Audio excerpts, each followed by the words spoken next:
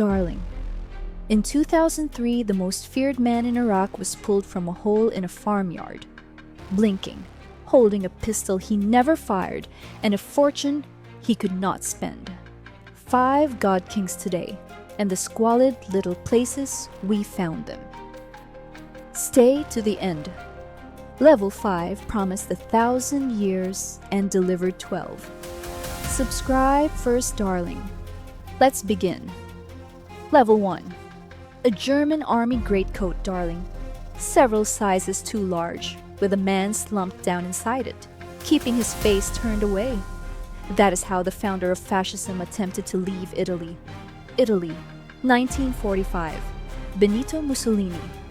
If you have ever pictured a dictator, chin up, chest out, barking from a balcony to a roaring square, you are picturing him, darling, because he more or less invented the look. He called himself Il Duce, the leader. For 20 years, he told Italians he was the living destiny of the nation, a new Roman emperor, a man of iron. And then the war turned, and the country turned, and the man of iron did what men of iron apparently do when it counts. He packed a bag, and he ran for the border. You would have run too, darling. Anyone would.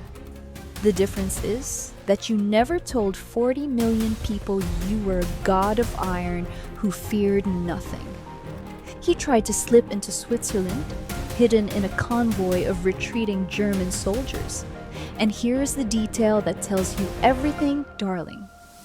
To get through, the living destiny of Italy put on a German army greatcoat and a helmet and slumped down among the troops, trying to pass as an anonymous foreign private. Just another tired soldier heading home. Partisans stopped the convoy.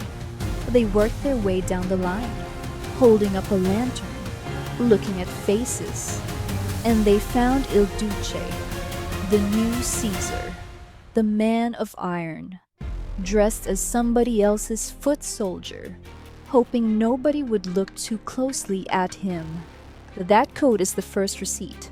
Darling, not a battlefield, not a last stand, a borrowed uniform and a slouch.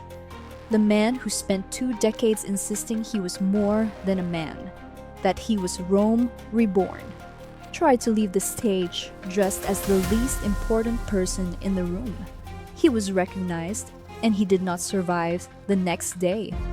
His body was taken to Milan and hung up in a public square for the crowds to see. But the ending was never the humiliation. The coat was. He stopped believing he was a god the exact moment he reached for a disguise. At least he got to run, darling. The next one didn't. The next God King got a trial. If you can call 90 minutes at a folding table a trial. Level 2. Romania, 1989. Nicolae Ceaușescu.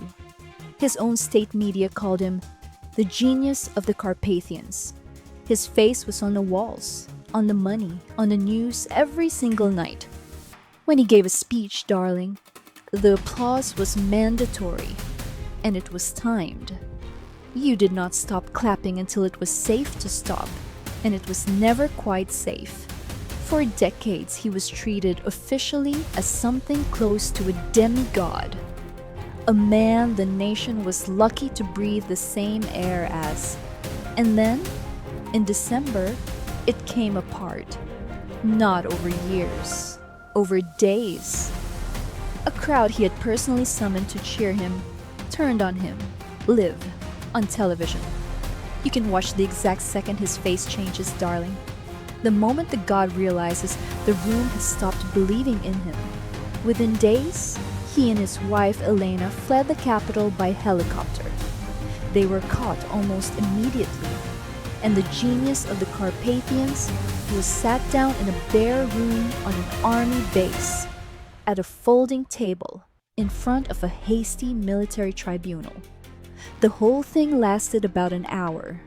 There was no cult in that room, no applause, no anthem. Just 2 frightened people at a table and a camera. And you can feel, watching it, how strange it must have been for him to look up and see nobody clapping for the first time in 24 years. The hour is the receipt, darling. 24 years to build a god. About 60 minutes to unmake one.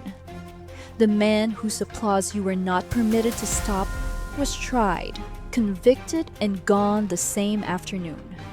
On Christmas Day, in a courtyard, on film.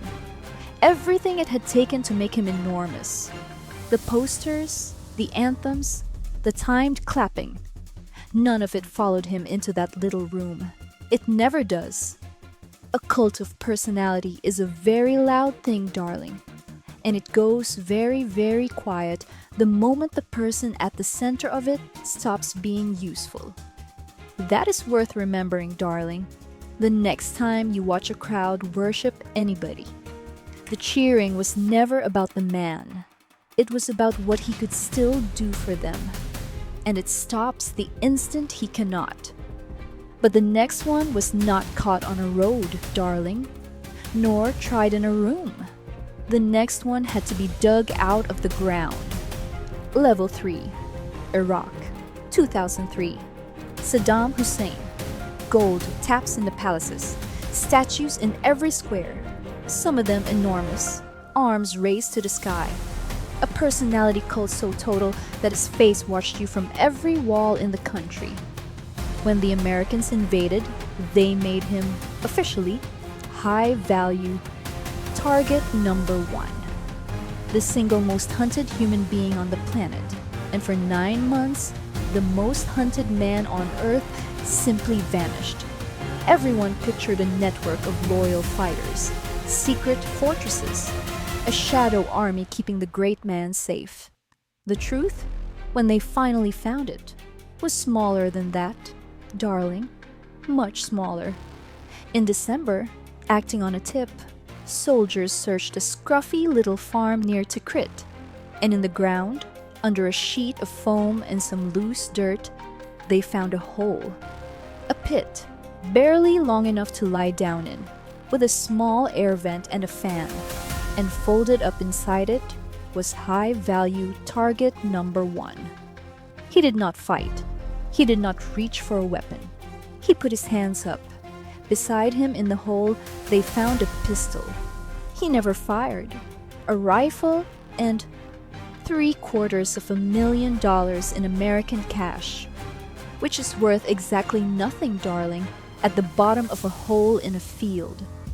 All the gold taps in all the palaces, and at the end it comes down to what you can fit in a pit, and whether you fight or put your hands up. He put his hands up. And here is the receipt, darling. The detail that turns it from merely sad to almost unbearable. That patch of ground near Tikrit was not random. It was very near the same area Saddam had once hidden before. Back in 1959, as a young man on the run after a failed coup, decades before the palaces and the statues and the gold. He spent 44 years turning himself into a god. And at the very end, the god went to ground in the same dirt the frightened young fugitive had. The whole cult, the whole empire, the whole enormous idea of him. It drew one huge circle and set him right back down in a hole in the ground. Found in the same dirt he started in. The next man called himself a philosopher, a visionary, a great thinker. We found him folded into a drainage pipe. Stop a moment, darling, before level 4 and look at what these actually are. Every one of these men spent years and fortunes and rivers of other people's blood building a single idea.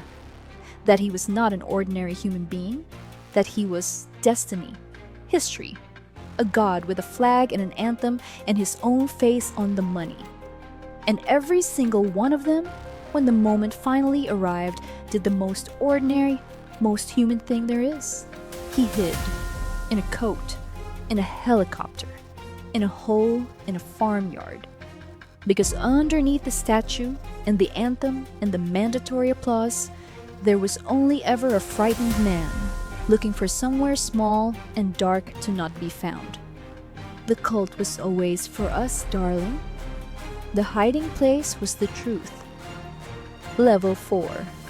Libya, 2011. Muammar Gaddafi. This one didn't just want to be feared, darling. He wanted to be admired as a thinker. He wrote his own little book of political philosophy and had the whole country study it. He called himself a philosopher-king, a visionary, the intellectual guide of his people. He dressed in flowing robes, surrounded himself with pageantry, and ruled for 42 years, right up until his people and much of the world decided that 42 years was quite enough and came for him. And the philosopher-king, the great thinker, the visionary, he ran. His last stronghold in his own home city fell around him. His convoy was hit and scattered, and the visionary who had ruled for 4 decades ended up on foot, with a handful of loyalists looking for somewhere, anywhere, to hide.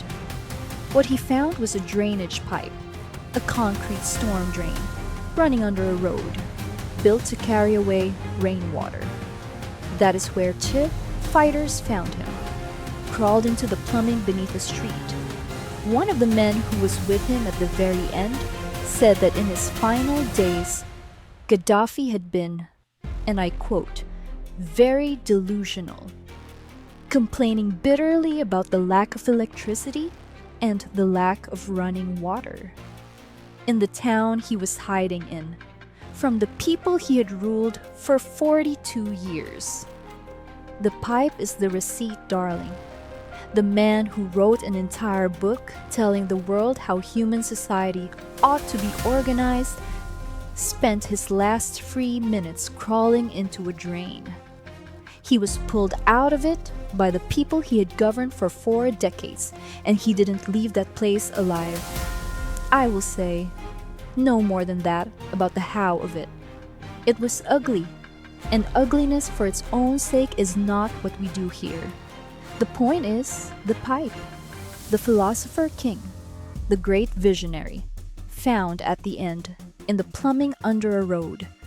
And notice the pattern holding, darling, because it does not miss. The man who most wanted to be remembered as a great mind left behind as his final image, the least dignified hiding place on this entire list. The bigger the claim, the smaller the hole. A philosopher in a storm drain, the last one promised 1,000 years, and he made very sure we would never get to pull him out of anything. Level 5, the one I promised you, darling, Germany, 1945. And here the joke stops, because level 5 is Adolf Hitler, and there is nothing funny about the man, only about the size of the gap. He promised his people a Reich that would last 1,000 years. 1,000. He built the most total, most worshipped personality cult of the modern age, and he used it to do things this channel will not narrate lightly and never will. So we are not going to laugh here. We are simply going to look at the arithmetic. 1,000 years promised to roaring crowds, and then what he actually delivered. 12 years. That is what the 1,000-year Reich actually lasted. 12. And at the end of the 12th, as the Soviet army fought its way street by street into Berlin, the man who had promised 1,000 years was not leading anyone, and not on any balcony. He was underground, in a concrete bunker, buried beneath the city, in a windowless room, with the sound of enemy shells coming down through the walls above him. And on the 30th of April, rather than be captured and dragged up into the daylight the way the others were, he took his own life. Down there, in the dark. That bunker is the last receipt, darling. 1,000 years. Promised. 12. Delivered. Ending in a concrete box under a burning city. And here is the one thing that sets him apart from every other man on this list. The others were found. Dug out, pulled out, hauled up into the light, so everyone could see how small they had become. Hitler made certain that would never happen to him. He chose the bunker over the hole. Not out of courage, darling, but so that his enemies would be robbed of the photograph. Even his ending was a performance about himself. Even at the very bottom of it, there was nothing there but vanity. And you should sit with that, darling, because it is the coldest thing in this whole episode. Not one shred of remorse for what he had done. Only the careful staging of his own exit, so that no one could ever photograph how it truly ended.